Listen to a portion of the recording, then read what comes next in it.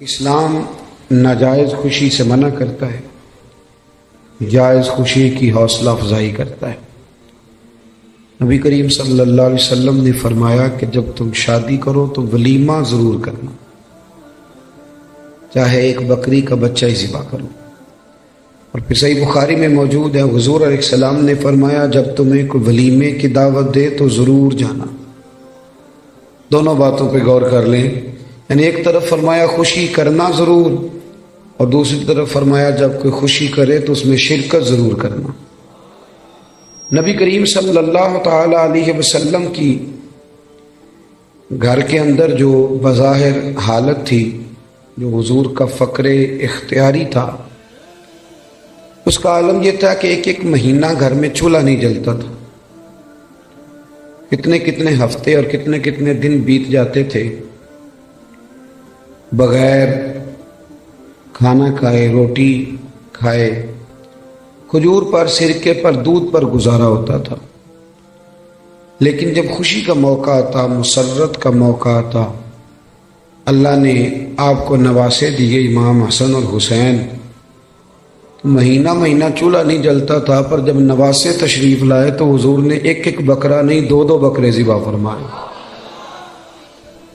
دو۔ آپ اس پہلو پر ضرور غور فرمائیے گا کہ 2 بکرے عقیقے میں حضور نے ذبح فرمائے۔ جب خوشی کا موقع آئے گا تو پھر خوشی کا اظہار کیا جائے گا، پھر خوشی اور مسرت کے تذکرے کیے جائیں گے۔ نبی کریم صلی اللہ تعالی علیہ وسلم کا جو میلاد ہے نا، وہ کائنات کا سب سے عظیم ترین واقعہ ہے۔ ہم جو کہ میلاد کا تذکرہ روز کرتے رہتے ہیں، روز سنتے رہتے ہیں، میری بات پہ توجہ ہے آپ حضرات کی؟ مجھے پتا تھا دوستوں نے ابھی آنا ہے، یہ میرے بات علم میں تھی، لیکن میں یہ سمجھتا ہوں کہ افراد کو دیکھ کر بات شروع کرنا یا افراد کو دیکھ کے چھوٹی کرنا یا بڑی کرنا یہ بہتر نہیں ہوتا، اپنے وقت کو دیکھ کے چلنا چاہیے۔ اس لیے مجھے مشورے مل رہے تھے، لیکن میں نے کہا جو کہہ دیا سو کہہ دیا، جو طے ہو گیا سو۔ تو جب میں آپ کی رعایت کر رہا ہوں تو آپ بھی تو میری رعایت کریں نا۔ آپ دائیں بائیں کیوں دیکھ رہے ہیں؟ آپ مہربانی کریں ہماری طرف دیکھیں، اور ہم جو آپ سے باتیں کر رہے ہیں ان پر توجہ کریں۔ اور ہم حضور سید عالم صلی اللہ علیہ وسلم کا میلاد شریف بیان کر رہے ہیں، اور میلاد کے لیے تو شرط ہی کوئی نہیں، اللہ کا فضل ہے۔ میلاد چونکہ ایمان کا تقاضا ہوتا ہے تو میلاد بندے دیکھ کے نہیں بیان کرنا چاہیے۔ 5 ہوں تو تب بھی ذکر مدینے والے کا ہی ہے، اور 5000 ہوں تو پھر بھی تذکرہ اسی محبوب کامل کا ہے۔ آپ میری بات پہ توجہ کریں گے، میں آپ سے کچھ باتیں عرض کر رہا ہوں۔ ہم لوگ چونکہ روز میلاد کے تذکرے سنتے ہیں، کرتے ہیں، روز ہمارے پاس ہر سال ربیع الاول شریف تشریف لاتا ہے، ہم اس واقعے کو اس طرح نہیں لیتے جس طرح کہ یہ شان والا اور عظمت والا واقعہ ہے۔ جو لوگ مکہ شریف میں رہتے ہیں نا، بیت اللہ شریف ان کے پاس ہے، وہ زیادہ عمرے نہیں کرتے، وہ نہیں زیادہ طواف کرتے، ان کو پتہ ہے کہ یہ قریب ہی ہے ہمارے۔ جس کے پاس کوئی چیز آ جاتی ہے نا، وہ اس انداز میں قدر نہیں کرتا جو قدر جس کے پاس نہ آئی ہو وہ کرتا ہے۔ میلاد شریف کو اگر آپ نے غور سے دیکھنا ہو تو آپ حضرت آدم علیہ السلام کا وہ قول دیکھیں، جب آپ نے بیٹے حضرت شیش علیہ السلام سے کہا تھا بیٹے سارا کچھ بھول جانا پر آخری نبی کریم علیہ السلام پر درود و سلام پڑھنا نہ بھولنا۔ آپ نے اگر میلاد کی، میری بات پہ توجہ کریں، میری طرف غور کریں، اگر بات کی قدر و منزلت دیکھنی ہے میلاد کی تو آپ حضرت ابراہیم کی وہ دعا دیکھیں۔ ایک آدمی جب مزدوری کر لیتا ہے تو پھر وہ کہتا ہے کہ مجھے ملنی بھی چاہیے، اور اسلام کا قانون ہے کہ مزدور کا پسینہ خشک ہونے سے پہلے اسے اس کی مزدوری دے دی جائے گی۔ لیکن حضرت ابراہیم نے اپنے صاحبزادے سمیت بیت اللہ شریف تعمیر کیا اور مزدوری کیا مانگی؟ ربنا وابعث فیہم رسولا، یا اللہ مجھے وہ شان والا رسول عطا کر دے۔ آپ اس شخص کی قدر کو ملاحظہ کرتے ہیں جو ہزاروں سال پہلے نبی پاک کے آنے کی دعائیں مانگ رہا ہے؟ آپ ذرا سوچیں کتنا لمبا انتظار ہے، کتنا لمبا انتظار ہے. اور کبھی اس طب اول کو دیکھیں جو محبوب کی ولادت سے کئی ہزار سال پہلے مدینے سے گزرا تھا. تو اسے کسی نے بتایا تھا کہ یہاں آخری محبوب آئیں گے، تو وہ عریضہ لکھ کے دے گیا تھا عریضہ کہ یہ رکھ لینا، اور اگر تمہاری زندگی میں نہ آئے تو پھر اپنی اگلی نسل کو دے دینا، وہ نہ آئے تو اگلی نسل میں دے دینا. وہ چلتے چلتے حضرت ابو ایوب انصاری تک پہنچا تھا. آپ اس آدمی کا انتظار تو ذرا دیکھیں، اس کا انتظار تو دیکھیں. اس نے میلاد کا کتنا عرصہ انتظار کیا ہوگا، اس کی آنکھوں میں کتنی روشنی ہوگی، کتنی کو تڑپ ہوگی، وہ کتنا ذوق رکھتا ہوگا.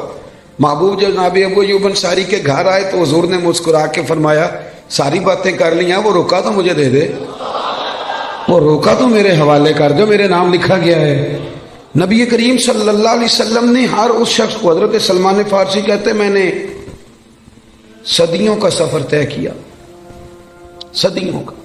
میرا آپ کا مسئلہ یہ ہے کہ ابا جی دادا جی گھر میں مسلمان تھے، میلاد گھر میں ملا ہے، اس لیے سارا دن بحث ہوتی ہے کہ کرنا چاہیے کہ نہیں کرنا چاہیے، منانا چاہیے کہ نہیں منانا چاہیے. میں تو اب اس پر دلائل نہیں دیتا، میں کہتا ہوں صدیاں گزر گئیں، بزرگ دلائل دیتے رہے، کتابیں لکھی گئی. اب ہم سے یہ نہ پوچھو کہ میلاد کرنا چاہیے کہ نہیں کرنا چاہیے، اب تو ہم سے یہ پوچھو کہ میلاد کی جھنڈیاں وضو کر کے لگانی چاہیے کہ بغیر وضو کے بھی لگ جاتی. اب ساری زندگی یہی اٹکے رہنا ہے کہ کرنا چاہیے کہ نہیں کرنا چاہیے. اب تو ہم سے پوچھو کہ میلاد کا لنگر وضو کر کے پکانا ہے کہ بغیر وضو کے بھی پک جاتا ہے. اب تو آگے بڑھنے کی کوئی بات کرو صاحب کہ یہی ساری زندگی ہم لوگوں نے اٹکے رہنا. بھائی میلاد شریف ایک ذوق ہے، ایک بہت بڑا واقعہ، بہت بڑا. نبی کریم صلی اللہ علیہ وسلم کی تشریف آج بھی غریب بڑے مجبور ہیں، بڑے پریشان ہیں. اللہ نہ کرے ہم پر کوئی ایسا وقت آئے کہ جب ہم بے بس ہو جائیں. لیکن جب آدمی اپنے آپ کو بے بس پاتا ہے تو بڑی تکلیف میں ہوتا ہے. میں دعا کر رہا ہوں اللہ نہ کرے کوئی ایسا وقت آئے. لیکن یارو وہ بیٹی کتنی بے بس تھی، جو زندہ ہوتی تھی اسے اس کا باپ قتل بھی نہیں کرتا تھا، یعنی مارتا بھی نہیں تھا، بلکہ ویسے ہی گڑھا کھود کے نا تو زندہ کوئی. یہ کبھی آپ دیکھیں تو پرانے بادشاہ سزا دیتے تھے، زندہ لوگوں کو چنوا دیتے تھے، یہ بہت بڑی سزا ہوتی تھی. اب پتہ نہیں کب اس کا دم گھٹتا ہوگا، کب وہ بیچاری مرتی ہوگی. زندہ بچی کو زمین میں رکھ کے اس کے اوپر مٹی ڈال دی جاتی تھی، وہ کتنی کو چیخیں مارتی ہوگی. آپ سمجھے اس بات کو کہ وہ لوگ کتنے سخت تھے کہ جو اس قدر زیادہ. آج بھی بڑا گناہ گار شخص بھی ہونا تو بیٹی کا نام لیں تو اس کی آنکھوں میں آنسو آ جاتے ہیں. وہ بہت بڑا بھی انسان سخت دل ہو تو بیٹی کبھی رو پڑے تو وہ بھی رو پڑتا ہے. تو اسے پوچھو تو صحیح بیٹی سے کہ بیٹی معاملہ کیا ہے، تجھے تو زندہ دفن کیا جاتا تھا تو اب اتنا پیار کیوں ہے؟ تو وہ کہتی ہے پیار اس لیے ہے کہ اب مدینے والے کا میلاد ہو گیا ہے، اب حضور تشریف لے آئے. بھائی آپ اس بات کو سمجھیں. آج بھی جو کسی کا ملازم ہے وہ بڑا پریشان ہے، جو 2 لاکھ روپے ایڈوانس دے کے کسی کو رکھ لیتے ہیں وہ بڑا تنگ کرتے ہیں، اور سارے خاندان سے مزدوری کراتے ہیں. آج بھی جس کو 1.5 لاکھ ایڈوانس دے کے ملازم رکھا جاتا ہے اسے تکلیف دی جاتی ہے. کبھی تو ایڈوانس والا اتنا پریشان ہے، کبھی اس سے پوچھ کے دیکھو تو جسے خرید لیا جاتا تھا اس کی مرضی کوئی نہیں، کھا نہیں سکتا، پی نہیں سکتا، جا نہیں سکتا، بلکہ یہاں تک حالت تھی کہ وہ اس کی ڈیوٹی ہے اونٹ سنبھالنے کی، تو وہ اپنی مرضی سے اگر اونٹ دھوپ سے کھول کے چھاؤں میں باندھ دیتا تو درے پڑتے تھے. تو اتنا سیانہ ہو گیا ہے کہ اب تو پوچھے گا بھی نہیں، اور مرضی کے ساتھ تو نے چھاؤں میں باندھ دیا. اور اگر وہ نہیں باندھتا تھا تو پھر بھی مالک مارتا تھا کہ تجھے نہیں پتا اسے باندھنا ہے. بس وہ غلام جو ہے تو اسے مار پڑتی تھی. حضرت ابو ذر غفاری رضی اللہ تعالیٰ عنہ فرماتے میری لوگ مثالیں دیتے تھے، میں اپنے غلاموں کے حق میں بڑا سخت تھا. ناراض نہ ہونا، آج بھی لوگ بڑے سخت ہیں. بڑے وہ جو ہمارے گھر میں برتن دھوتی ہے نا اس کو لوگ کام والی مائی کہتے ہیں. پڑھا لکھا آدمی کہتے ہیں کام والی بی بی آئی ہے کہ نہیں، صفائی والی بی بی آئی ہے کہ نہیں. باتیں ایک ہی ہیں، لیکن اگر اسے پھپھی کہہ لیا جائے تو اس کی عزت بڑھ جائے گی، اگر اسے خالہ کہہ لیا جائے تو اس کی عزت، بات ایک ہی ہے. اگر بچوں کو تھوڑا سکھایا جائے اور وہ اس کو آنٹی کہہ کے پکار لیں تو اس میں کوئی فرق. لیکن ہمارا مزاج ہے نا تھوڑی چدراہٹ بیان کرنا. میرے گھر میں 6 ملازم ہیں، اللہ اکبر، یہ لفظ کہتے ہوئے دل نہیں ڈرتا، خوف نہیں آتا؟ یہ بڑے دلیری سے لوگ جملے بولتے ہیں۔ حضرت ابو ایوب انصاری رضی اللہ، حضرت ابو ذر غفاری فرماتے میں غلاموں کے حق میں بڑا سخت تھا، لوگ میری مثالیں دیتے تھے، کہتے تھے پھر تیرا اپنے غلام سے کہتے تھے پھر تیرا وہی حال کریں جو ابو ذر غفاری کرتے ہیں اپنے غلام کا، بڑا مارتا تھا۔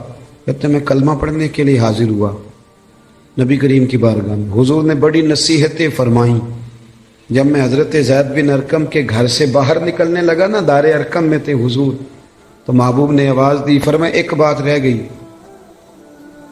یا رسول اللہ حکم کریں؟ تو فرمایا اپنے غلاموں کے ساتھ اچھا سلوک کرنا۔ آپ فرماتے ہیں گویا میری نبض پہ یاد رکھ دیا نبی پاک، میری نبض پہ۔ میں نے فوراً عرض کی حضور کس طرح کا سلوک کروں؟ نبی پاک علیہ السلام نے سلوک بھی بتایا، فرمایا جس طرح کا خود کھانا اسی طرح کا انہیں کھلانا۔ یہ میلاد کی تعلیمات ہیں، ان کو ذرا سمجھ کے جائیے گا۔ جس طرح کا خود کھانا اسی طرح کا انہیں کھلانا، اور فرمایا جس طرح کا خود پینا اسی طرح کا انہیں پلانا، اور جس طرح کا خود پہننا اسی طرح کا انہیں پہنانا۔ یہ حضور کی تعلیمات ہیں ملازم کے حق میں۔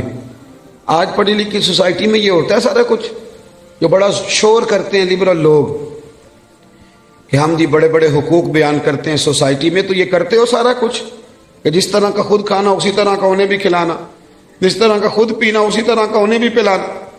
حضرت ابو ذر غفاری فرماتے ہیں میرے غلام بڑا ڈرتے تھے، پر میں حضور کی بات سن کے جب گھر گیا نا، تو آج میں نے اپنی اہلیہ سے کہا کھانا تم پکاؤ گی۔ انہوں نے کھانا پکایا تو میں نے خود دسترخوان پہ چنا، آدھے غلام ادھر بٹھا لیے آدھے ادھر بٹھا لیے، میں بیچ میں بیٹھ گیا۔ فرماتے ہوں میرے ساتھ جو غلام بیٹھا تھا وہ بوڑھا تھا، وہ لقمہ اٹھاتا تو ہاتھ کانپتے۔ میں نے انہیں کہا بابا ڈرتے کیوں ہو؟ تو کہنے لگا اب نہیں مجھ سے درے کھائے جاتے، میں بوڑھا ہو گیا ہوں۔ روٹی پہ بٹھا لیا، جو اصل بات ہے وہ بتائیے، ہمیں ڈر آتا ہے آپ سے۔ تو حضرت ابو ذر غفاری فرماتے میں کبھی نہیں رویا تھا، پر آج میں رو پڑا۔ میں نے کہا بابا اب تمہیں کوئی بھی نہیں مارے گا، اب تم پر کوئی درے نہیں برسائے گا، اب تمہارے سفید بالوں کی قدر ہوگی۔ وہ کہنے لگے اب کیا ہوا ہے؟ تو میں نے کہا میں مدینے والے رسول کا غلام بن گیا ہوں، اور حضور نے حکم دیا ہے غلاموں کے ساتھ اچھا سلوک کرنے کا۔ بھائی میلاد، آپ ذرا پس منظر میں جائیں، میلاد کو ذرا دیکھیں۔ میں نا اس سال ربیع الاول شریف پہ نا ہر محفل میں دوستوں کو ایک مشورہ دے رہا ہوں، آپ کو بھی دے دوں؟ جو چپ ہے ان کی ہاں ہے کہ نہ ہے؟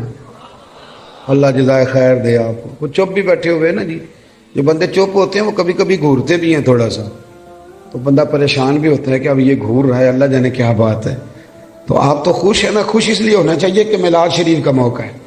نثار تیری چہل پہل پہ ہزاروں عید ربیع الاول، سوائے ابلیس کے جہاں میں سبھی تو خوشیاں منا رہے۔ تو میرے عزیز آپ میری بات پہ توجہ، میں ایک مشورہ دے رہا ہوں دوستوں کو۔ میں کہتا ہوں کہ میلاد شریف نا ہمارے یہاں رسمن بھی بنایا جانے لگا ہے۔ کچھ لوگ میلاد آتا ہے تو کچھ لوگوں کا سیزن آ جاتا ہے، ان کا سیزن شروع، ریٹ لگنے لگتے ہیں، باہر کی نہیں گونے لگتی ہے، ماحول شروع ہوتا ہے۔ کچھ چندے مانگنے والے ہیں وہ بھی چونکوں میں پلیٹیں لگے کھڑے ہو جاتے ہیں۔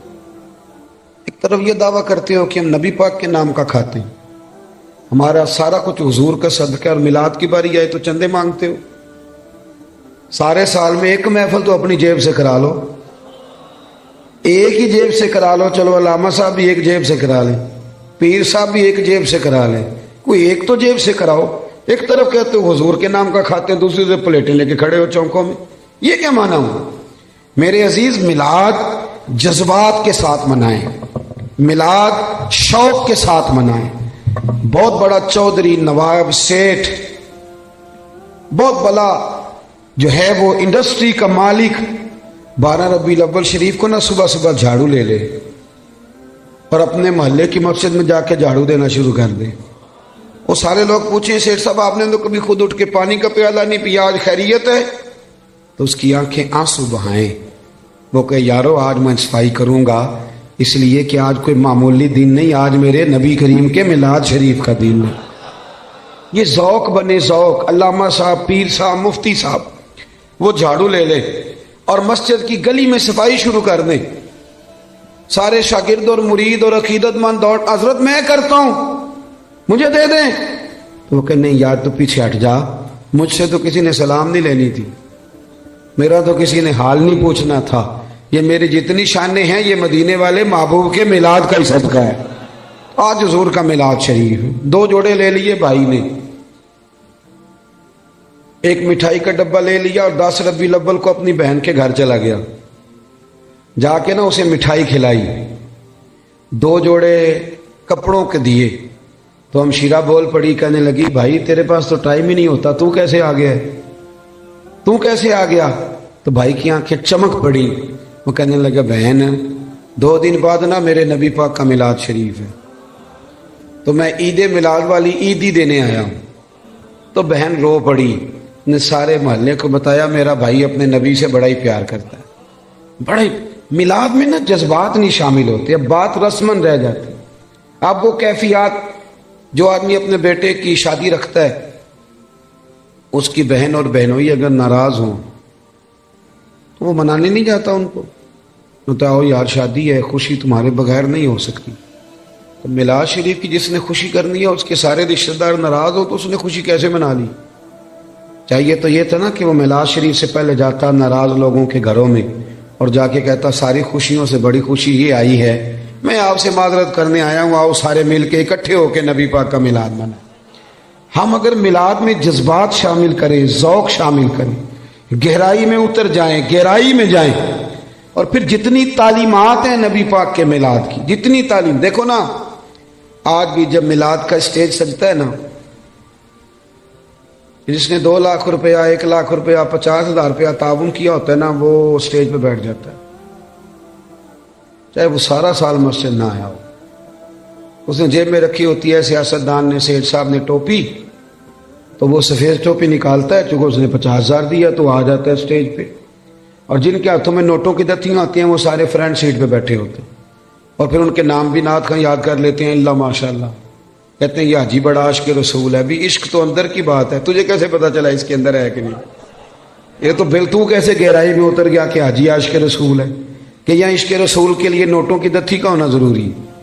یہ مزاج بدلیں.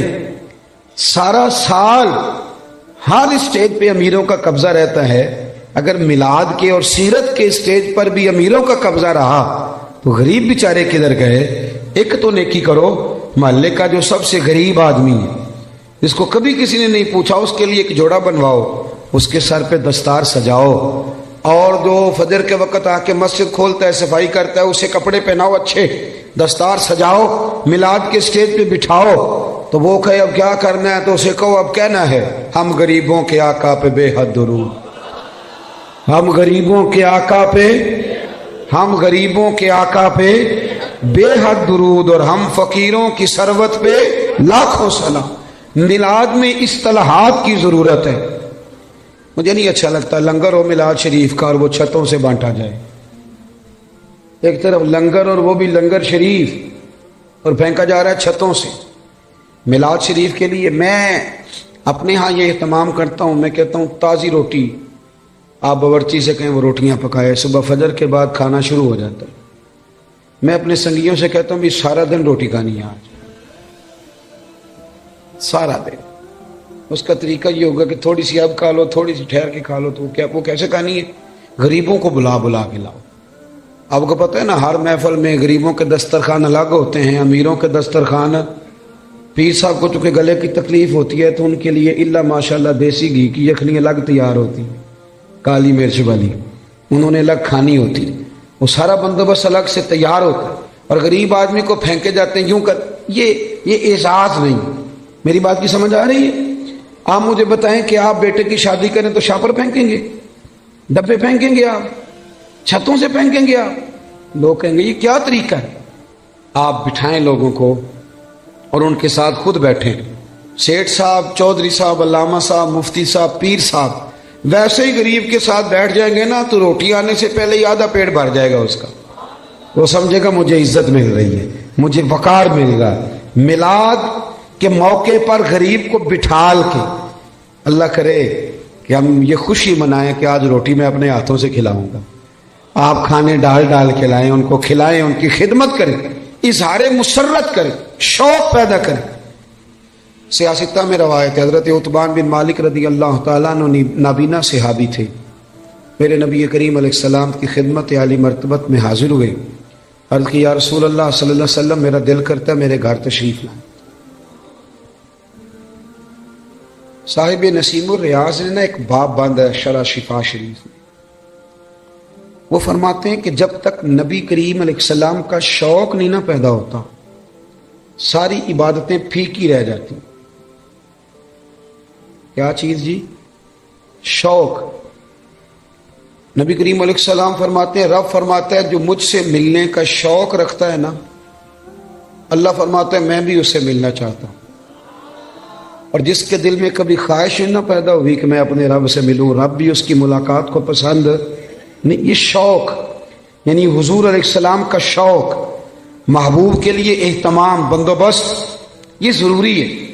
حضرت عتبان بن مالک عرض کرنے لگے یا رسول اللہ کبھی میرے گھر آئیں، تو نبی رحمت سید عالم صلی اللہ علیہ وسلم نے فرمایا کل ظہر کے بعد آؤں گا۔ کتنے لوگ آئیں؟ عرض کی حضور ظہر کے نمازی سارے ہی آ جائیں۔ حضرت ابو ہریرہ رضی اللہ تعالیٰ عنہ فرماتے ہیں ظہر کے نمازی سارے پہنچ گئے۔ آپ نے مجھ سے ناراض نہیں ہونا چونکہ آج آپ نے سننے کے بلایا ہے، تو جو میں سنا سکتا ہوں وہی سنانا ہے نا، میں نے جو مجھے آتا ہے وہی سنانا ہے نا آپ حضرات کو۔ میرا یہ دعویٰ ہے کہ نعرے سارے لوگ ہی لگاتے ہیں لیکن اپنے اپنے وقت پہ نعرے۔ حضرت ابو ہریرہ فرماتے ہیں کہ جب ہم ان کے گھر گئے تو وہ نعرے لگانے لگے، اور نعرے وہ پتہ کیا لگاتے تھے؟ کہتے تھے لوگوں ذرا جھانک کے تو دیکھو، دنیا میں جو سب سے زیادہ عزت والے ہیں وہ میرے مہمان بنے ہوئے ہیں۔ مجھے ایک سیٹ صاحب کہنے لگے رات محفل میلاد تھی، نعت خانوں نے اور واعظین نے سونے نہیں دیا، تو آپ یہ نہ کریں غریبوں کو دے دیں۔ میں نے کہا سیٹ صاحب آپ گئے تھے محفل میں؟ میں نے کہا نہیں۔ تو میں نے کہا پہلے بھی تو وہاں غریب ہی کھانے جاتے ہیں، امیر کون سا ہوتا ہے ادھر؟ امیر تو جاتا ہے جب ایم پی اے جلسہ کرے تب، ادھر جب ایم این اے کا جلسہ ہوتا ہے تب جاتا ہے، تو وہاں تو پہلے بھی غریب ہی جاتے ہیں۔ تو اور نہ کسی غریب کو اگر کوئی رہ گیا تو وہ ہمیں دے دو، ہم اسے بھی کھلا دیتے ہیں، ورنہ میلاد کی محفلوں میں، اور میں صحیح کہہ رہا ہوں کہ نہیں؟ اور اس کی دلیل ہے ہمارے پاس، نبی پاک علیہ السلام نے فرمایا میرا دین غریبوں میں آیا غریبوں میں رہے گا، اور جب میں قیامت میں جنت میں جاؤں گا تو میرے آگے پیچھے دائیں بائیں غریب لوگ ہی ہوں گے۔ تو یہ تو طے شدہ بات ہے، تو آپ مزید کس غریب کی بات کر رہے ہیں وہ بتا دیں، آپ اس کو بھی شامل کر لیتے ہیں۔ دوست، نعرے تو کوئی نہ کوئی اپنے اپنے وقت پہ لگاتا ہی ہے۔ یارو صبح الیکشن شروع ہو جائے تو جو آدمی بڑا سنجیدہ ہے نا، بڑا سیانا ہے، وہ اپنی گاڑی پہ جھنڈا بھی لگائے گا، اس پہ پوسٹر بھی لگائے گا، اپنی جیب سے فلیکشیں بھی بنوائے گا، فوٹو بھی لگائے گا، اپنے دروازے کے سامنے دفتر بھی کھولے گا، اور وہاں وہ کھانے کے بندوبست بھی کرے گا، اور جب ریلی نکالنی ہوگی تو ریلی بھی نکالے گا، نعرے لگانے ہوں گے تو نعرے بھی لگائے گا۔ وہ الگ بات ہے کہ الیکشن کے 6 ماہ کے بعد کہے گا اوہو بھول گیا ہو، غلط بندے کو ووٹ دے بیٹھا ہوں۔ لیکن نعرے سیٹ صاحب بھی لگاتے ہیں، نعرے وکلاء بھی نہیں لگاتے؟ ہاں نہ تو کریں نا، نہیں لگاتے تو میں بتاتا ہوں لگاتے ہیں، سارے اپنے اپنے پروگراموں پہ نعرے لگاتے ہیں، لیکن 6 ماہ کے بعد کہتے ہیں غلطی ہو گئی، غلط آدمی کے نعرے لگا بیٹھے، اور یارو چھوڑو، کب تک جھوٹوں کے نعرے لگاؤ گے؟ ہمارے ساتھ مل جاؤ، پہلے دن سے سچے نبی کے نعرے لگا رہے ہیں، ایک دن بھی سجدہ صاف نہیں کرنا پڑا، ایک دن بھی سجدہ صاف نہیں، پہلے دن سے لگا رہے ہیں، اور اعلیٰ حضرت فرماتے ہیں حشر تک ڈالیں گے پیدائش مولا کی دھوم، مثل فارس نجد کے کلے گراتے جائیں۔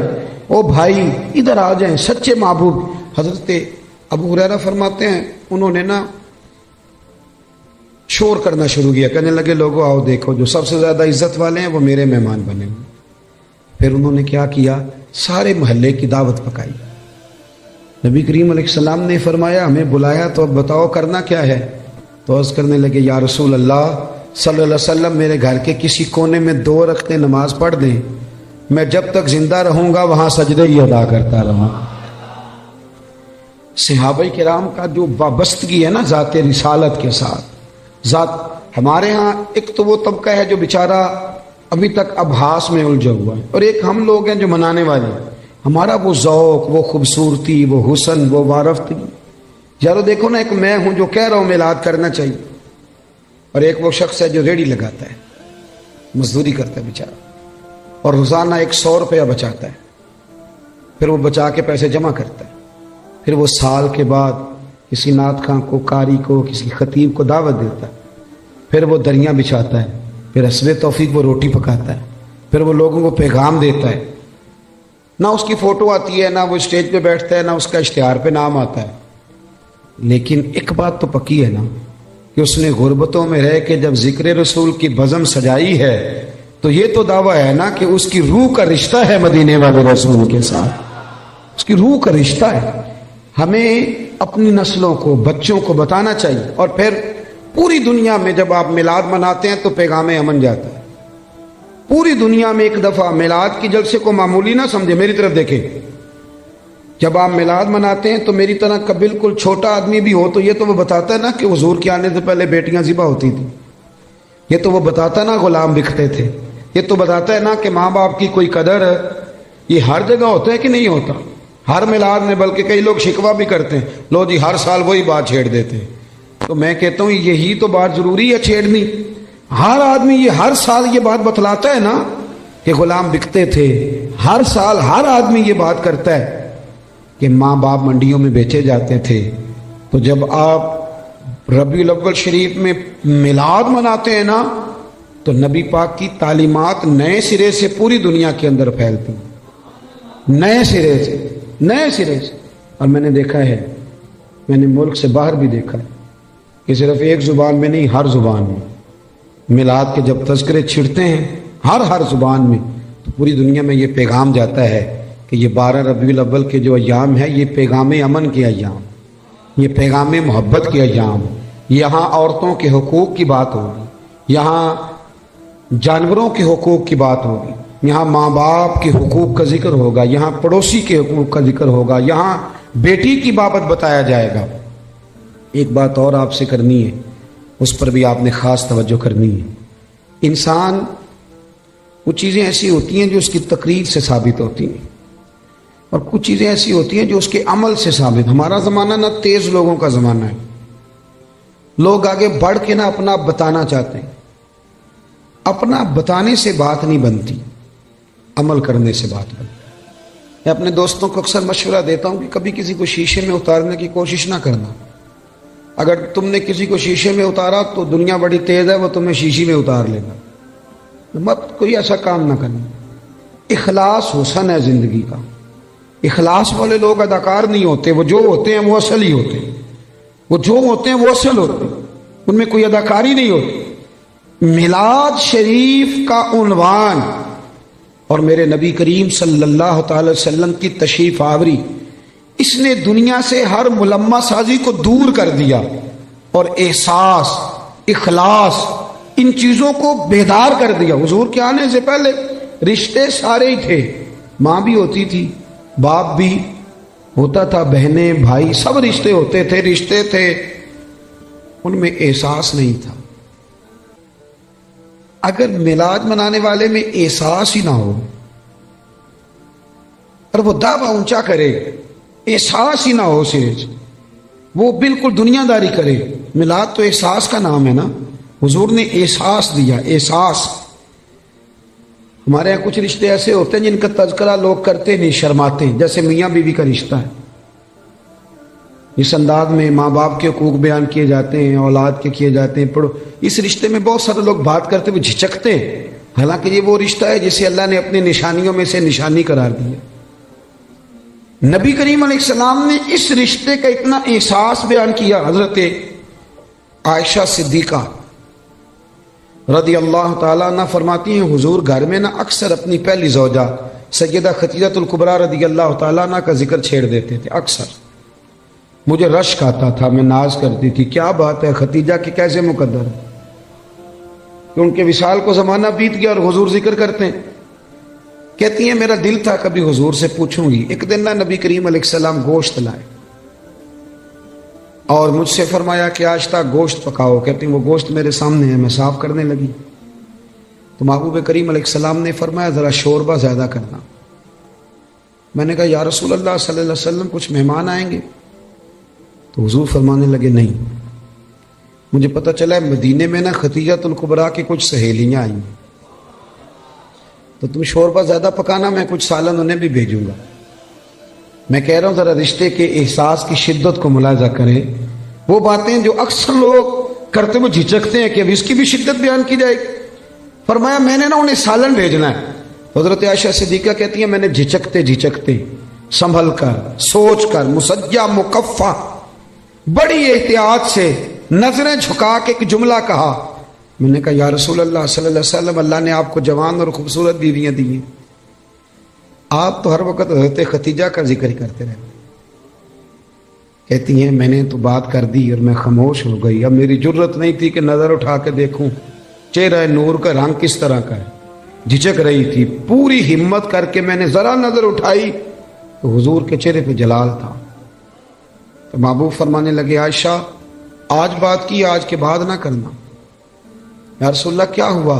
فرمایا عائشہ میرے پاس جتنے لوگ آئے ہیں نا وہ سکھوں کے وقت آئے ہیں، ختیجہ تو میرے دکھوں کی ساتھی ہے، وہ تو میری تکلیفوں کی ساتھی۔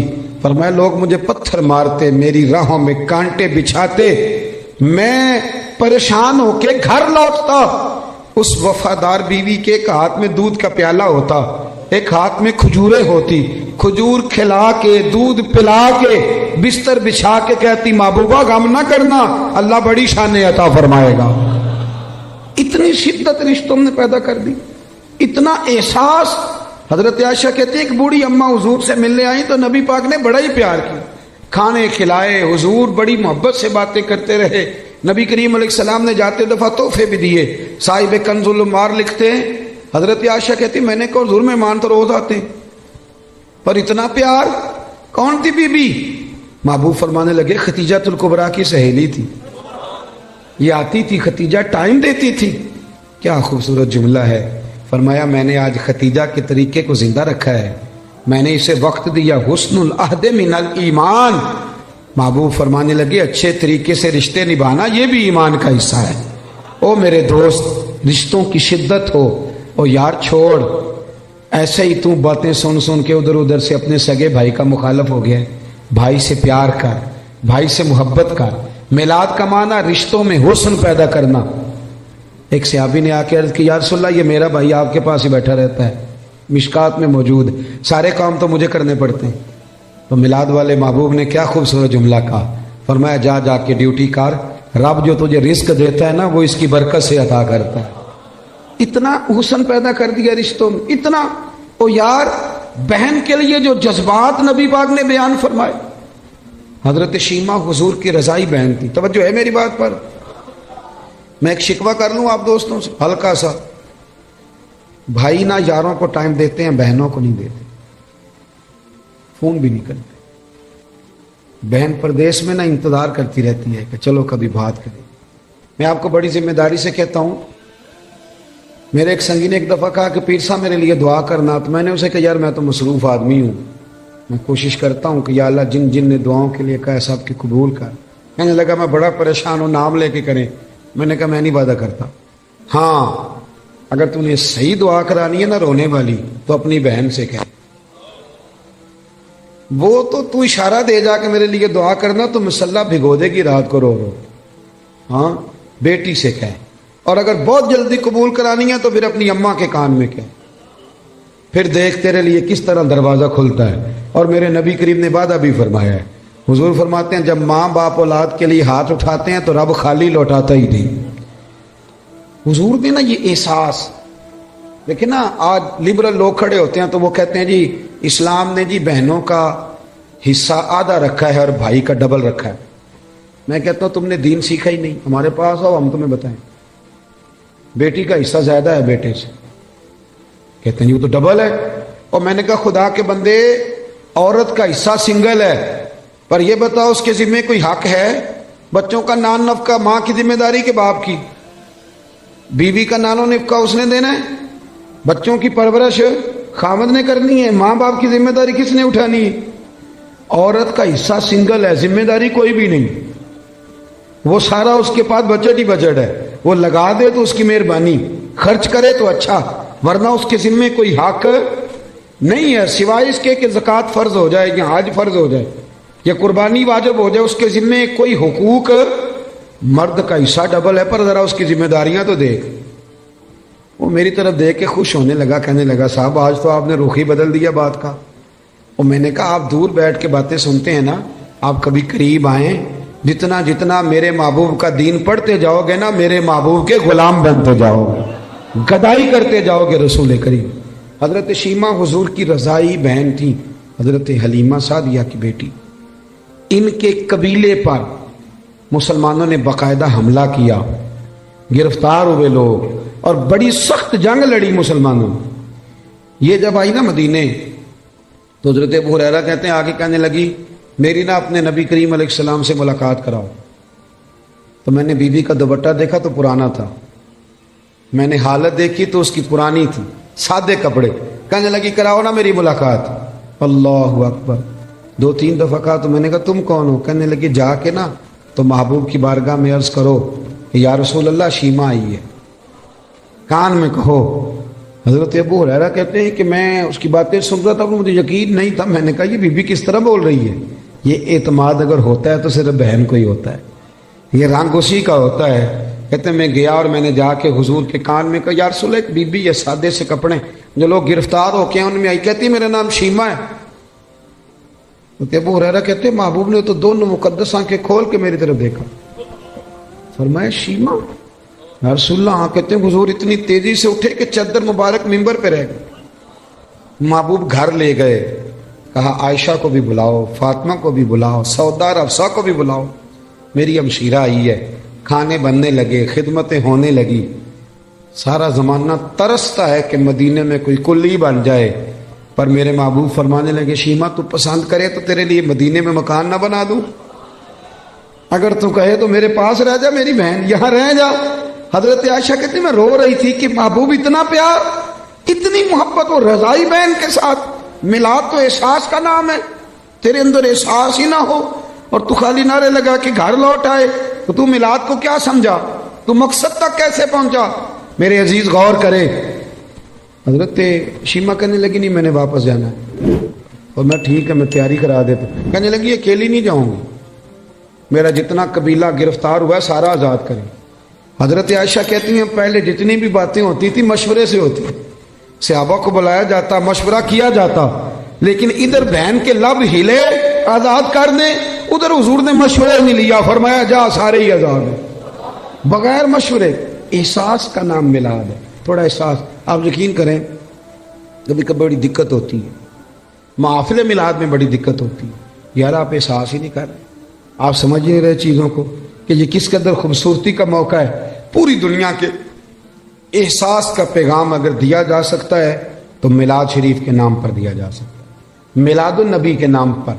ایک بات اور کرتا ہوں بات سمیٹنے سے پہلے، حضرت ام ایمن رضی اللہ تعالیٰ عنہ، یہ حضرت عبداللہ جو محبوب کے والد گرامی ہیں، حضرت عبداللہ رضی اللہ تعالیٰ عنہ کی آزاد کردہ کنیز، حضرت آمنہ کی بھی انہوں نے خدمت کی، نبی کریم کو دودھ بھی پلایا۔ مکہ مکرمہ سے جو ہجرت کر کے لوگ مدینے آئے تو یہ بھی آئی تھی، تو جن لوگوں کو نبی پاک صلی اللہ علیہ وسلم نے بھائی بھائی بنایا تو انہوں نے پھر اپنی جائیدادیں آدھی دے دی تھیں، آپ نے سنی ہوئی یہ بات۔ حضرت ام ایمن کو بھی ایک باغ ملا، جب خیبر کے علاقے فتح ہو گئے، بنو نذیر بنو قریظہ کی جائیدادیں آ گئیں، تو نبی پاک صلی اللہ علیہ وسلم نے صحابہ سے فرمایا کہ یہ جو مہاجر ہونا اب یہ تم جائیدادیں لے لو اور اپنے انصار بھائیوں کی زمینیں واپس کر دو۔ سب نے واپس کر دی۔ حضرت ام ایمن کو ایک باغ ملا ہوا تو حضور نے فرمایا آپ بھی واپس کر دیں، بوڑھی تھی، رضائی والدہ تھی، آپ بھی واپس کر دیں۔ کہنے لگی میں تو نہیں کرتی، میں تو نہیں کرتی۔ اب نبی پاک کو کوئی انکار کر سکتا ہے؟ میں نہیں کرتی، مجھے تو پیار ہو گیا ہے۔ حضرت عائشہ صدیقہ رضی اللہ تعالیٰ عنہ کہنے لگی ام ایمن اب حضور کو انکار کر رہی۔ محبوب فرمانے لگے عائشہ آپ بیچ میں نہ بولے، میں جانوں اور ماں جانے۔ حضرت عائشہ کہتی ہیں میں اس حسن کے قربان جاؤں، حضور منا رہے ہیں نبی کریم، اللہ کرے آپ کو سمجھ آئے۔ یہ جوان بچوں کو میری بات، کبھی کبھی اماں کو منایا کرو، اور یار کبھی کبھی والد سے کہا کرو کہ ابا جی بیٹھو موٹر سائیکل پہ، سردیوں کے کپڑے نہ لے کے آئے، کبھی کبھی اماں سے کہا کرو کہ اماں جی آج میرا دل کرتا ہے میری مرضی کا کھانا بناؤ، اور کھانا نہ میرے آنے تک دونوں مل کے کھائیں گے۔ اس احساس کا نام میلاد ہے۔ نبی کریم صلی اللہ علیہ وسلم جناب ام ایمن کو منانے لگے، اماں دے دے، سب نے دے دیا، کہنے لگے مجھے پیار بڑا ہو گیا، اتنے سال بیت گئے، مجھے اس باغ سے پیار ہے۔ حضور حضرت ام ایمن کو ساتھ لے کے گئے، پہلے ایک باغ دکھایا، کہنے لگی میں نہیں یہ لیتی، پھر دوسرا دکھایا، یہ بھی نہیں لیتی، چوتھا باغ دکھایا تو کہنے لگے یہ ملے تو میں دے دوں گی۔ محبوب فرمانے لگے الحمدللہ الحمدللہ، انصاری کا باغ بھی واپس ہو گیا ہے اور میری اماں بھی راضی ہو گئی۔ دونوں بات تھوڑا سا نا پیار۔ آپ یقین کریں اس طرح لڑتے ہیں لوگ چوکوں اور بازاروں میں، اتنی گھٹن ہے اور بڑے پریشان ہیں لوگ، بڑی دقت ہے۔ وجہ صرف اتنی ہے کہ وہ جو احساس ہے نا کہ میں ہوں اور اس کے بعد پھر دوبارہ میں ہوں، یہ کبھی ختم ہو جائے نا۔ اور سب نے کوئی نہ کوئی بات اوڑھ لی ہے۔ میرے بھی ذہن میں آ گیا کہ میں پیر صاحب ہوں، میرے بھی تو مرید ہیں نا، میں بھی ایک ادارے کا صدر نشین ہوں، مجھے بھی ماننا چاہیے۔ اس سے تھوڑا نکل آئے، تھوڑا احساس پیدا کریں، عزت دینی شروع کر دیں۔ اب یقین کریں معاشرے میں ہر بندہ باعزت ہو جائے، پیار کرنا شروع کر دیں۔ آپ یقین کریں معاشرے سے ساری نفرتیں ختم ہو جائیں۔ آپ ایک دوسرے کو خوشبو بانٹنی شروع کر دیں، یقین کریں ہر تعفن، ہر بیماری دور ہو جائے گی۔ ہمسائے کا دروازہ صاف کرنے کا ارادہ کر لو، اللہ کریم ہمارے گھروں کو بھی صفائی عطا کر دے گا۔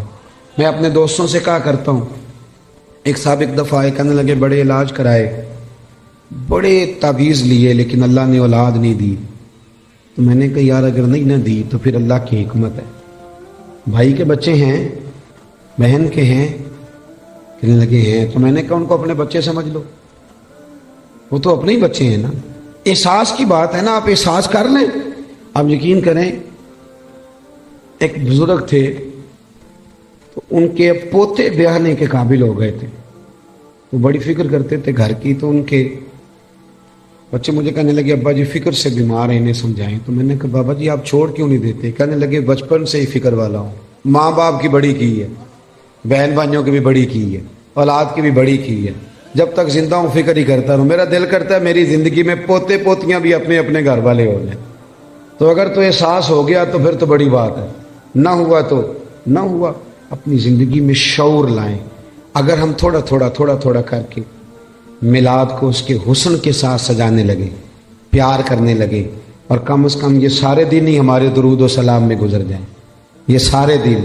اور اگر 12 ربیع الاول شریف کو بھی کسی نے 5 نمازیں نہ پڑھی تو پھر شکوہ کرنے والا شکوہ تو کرے گا نا، اور صحیح کرے گا کہ وہ نماز جس کے بارے میں نبی پاک نے فرمایا نماز پڑھو گے تو میری آنکھیں ٹھنڈی ہو جائیں گی۔ تو میں نماز پڑھ کے بھی تو انسان نبی کریم کو راضی کرتا ہے نا۔ بہت ساری چیزوں کو آپ حدود میں لائیں۔ آپ کے شہر کا مجھے نہیں پتا، میں نے اپنے شہر میں دوستوں سے ہاتھ باندھ کی گزارش کی ہے، ہاتھ باندھ، باقاعدہ ہاتھ باندھ کے میں نے کہا تھا مہربانی کرو عورتوں کو ماڈل دیکھنے نہ لانا، ہم پہ رحم کھاؤ۔ یہ کون سا میلاد ہے کہ آپ بیویوں کو موٹر سائیکل پہ بٹھائیں اور بے پردگی کرے راتوں؟ یہ کون سا میلاد شریف؟ مہربانی کریں۔ اور کسی اگر میلاد میں کوئی غیر شرعی حرکت ہوتی ہے تو یاد رکھنا وہ میلاد سے حضور راضی نہیں ہوں گے، بلکہ نبی کریم علیہ السلام گریبان تھامیں گے اور سوال کریں گے کہ میرے نام پر یہ دھما چوکڑی، اتنا بڑا ظلم، مہربانی فرمائیں۔ بالکل دائرہ شریعت کے اندر، بالکل۔ اور میلاد میں وہی کام کریں جو ہمارے بزرگوں نے ہمیں دیے۔ سب سے پہلے تلاوت ہوتی ہے، اس کے بعد نعت شریف کے بعد بیان، اور بیان کے بعد سلام، اور سلام کے بعد، اور آپ کسی کے سامنے یہ والا میلاد پیش کریں گے تو میں ذمہ داری سے کہہ رہا ہوں کہ اس میں سے کوئی چیز ایسی نہیں جس پہ کوئی ناجائز کہہ سکے۔ نہ قرآن پڑھنا ناجائز ہے، نہ نعت پڑھنا، نہ تقریر کرنا ناجائز ہے، نہ محبوب پہ درود و سلام بھیجنا، کوئی ایسی چیز نہیں۔ لیکن بہت اندر رہ کے، اور وہ جو لوگ سیاستدانوں کے نعرے لگاتے ہیں اور سیٹھوں کے جلسوں میں جاتے ہیں، ان سے بھی میری گزارش ہے کہ اگر وہاں کے لیے وقت نکل سکتا ہے تو پھر مہربانی کرنا میلاد کے جلوس میں بھی سب سے اول صفوں میں نظر آنا، اول صفوں میں نظر آنا، اور میلاد کی محفلوں میں بھی ذرا آگے آگے دکھائی دینا۔ دعا کرتا ہوں جو میں کہہ سکا اللہ قبول فرما لے، جہاں ہم بھول گئے اللہ ہم سے درگزر فرمائے۔ اللہم صلی علی سیدنا و مولانا محمد معدن الجود والکرم وعلیہ وبارک وسلم۔ اللہ ہمارا حاضر ہونا قبول فرما، دین کے کاموں میں اخلاص عطا فرما، ریاکاری، بناوٹ، تصنع، ذاتی شہرت، ذاتی مفادات سے محفوظ فرما، ہمارے گناہ معاف فرما، ہماری غلطیوں سے درگزر فرما۔ اللہ نفع والا علم عطا فرما، اخلاص والا عمل نصیب فرما۔ محبوب کے میلاد کا صدقہ امت مسلمہ کے حق میں رحمت والے فیصلے فرما۔ 80 لاکھ کشمیری ظلم کی چکی میں پس رہے ہیں، مالک ان کی مدد فرما۔ سالوں بیت گئے پر برما کے مجبور ابھی بھی خیموں میں رہتے، اللہ ان کی مدد فرما۔ فلسطین کا لوگ ذکر کرنا ہی چھوڑ گئے، اللہ ان بیٹیوں پہ رحم فرما۔ عراق پہ، افغانستان، لیبیا پہ روز بم برستے، اللہ محبوب کریم کی تشریف آوری کا صدقہ امت کے حال پہ رحم فرما۔ پاکستان کو استحکام عطا فرما، نبی کریم علیہ السلام کی شریعت کا یہاں نفاذ فرما، نظام مصطفیٰ علیہ السلام کی ٹھنڈا سویرا ہمیں عطا فرما۔ میرے جن دوستوں نے یہ خوبصورت بندوبست کیا ہے، اللہ ان کی دنیا بھی سنوار دے، آخرت بھی سنوار دے، اللہ ان کے حال پہ رحم فرما دے، ہر پریشانی اور آزمائش سے بچا۔ کتنی تعداد میں دور و نزدیک سے احباب تشریف لائے، اللہ تیرے لیے، تیرے محبوب کے لیے بیٹھے، ہمارا بیٹھنا مقبول فرما۔ بیماروں کو شفا دے دے، مقروضوں کو قرضوں سے رہا کر دے، جو تنگ دست ہیں انہیں وسعت رزق دے دے۔ اللہ یہاں جتنے لوگ بیٹھیں، جس کے دل میں جائز آرزو ہے اپنے فضل سے پوری فرما دے۔ رب اغفر وارحم وانت خیر الراحمین۔ اللہ بالخصوص دعا کرتے ہیں ٹرین کے حادثے میں جو لوگ زخمی ہیں انہیں شفا دے دے، اللہ جن کے پیارے بچھڑ گئے انہیں صبر اور حوصلہ دے دے، ہمیں زمینی اور آسمانی آفات و بلیات سے محفوظ فرما۔ رب اغفر وارحم وانت خیر الراحمین، وصلی اللہ تعالی علی حبیبہ سیدنا و مولانا محمد۔ السلام علیکم۔